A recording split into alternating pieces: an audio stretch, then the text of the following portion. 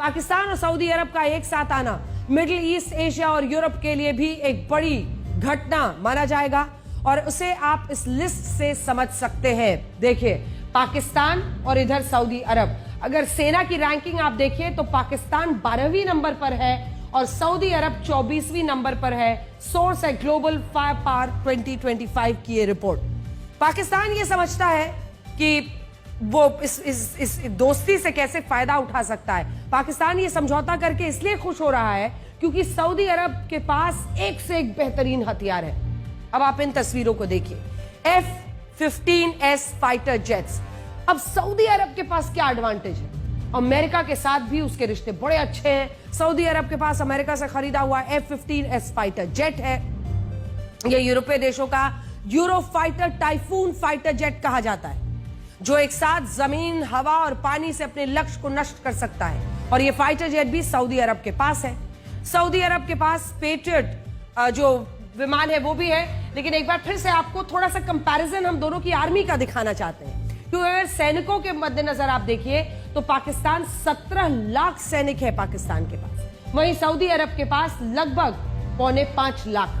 पाकिस्तान परमाणु हथियार 170 रखता है, सऊदी अरब के पास नहीं, किसी मुस्लिम देश के पास नहीं है। पाकिस्तान एकमात्र मुस्लिम देश है जिसके पास परमाणु हथियार है।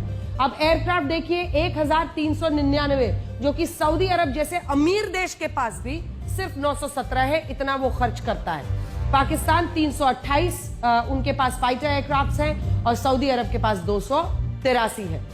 पाकिस्तान के पास टैंक के तोपे 2627 है, वहीं सऊदी अरब के पास 840, मतलब आप सोचिए 3 गुना 4 गुना हर चीज है। सऊदी अरब के पास युद्धपोत सबमरीन 32 है तो पाकिस्तान के पास 121 है। वहीं मिसाइल रेंज देखिए तो पाकिस्तान का 2750 है किलोमीटर, तो सऊदी अरब का 4000 किलोमीटर है यहां पर मिसाइल रेंज में, क्योंकि उसने जो भी खरीदा है उसने बहुत एडवांस सिस्टम खरीदा है।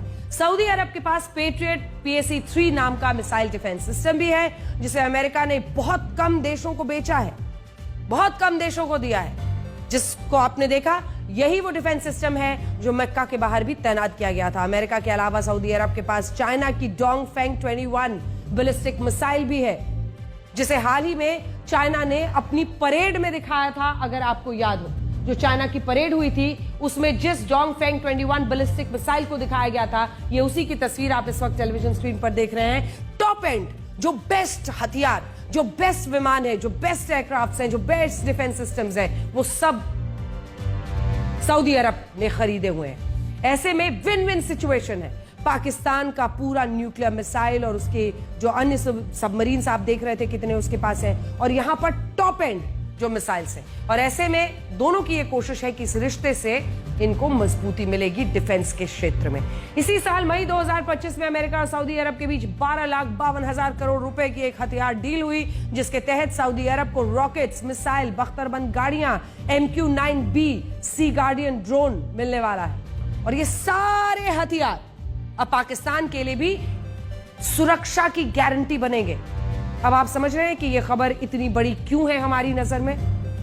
यह खबर इसलिए इतनी बड़ी है क्योंकि अगर ये सुरक्षा की गारंटी दोनों एक दूसरे को दे रहे हैं तो ये इनके इतने हथियार नहीं होगा, इन दोनों के इतने हथियार हो जाएंगे। और सिप्री के मुताबिक दुनिया में सबसे ज्यादा हथियार खरीदने वाले शीर्ष 5 देशों में पाकिस्तान और सऊदी अरब दोनों देश शामिल हैं।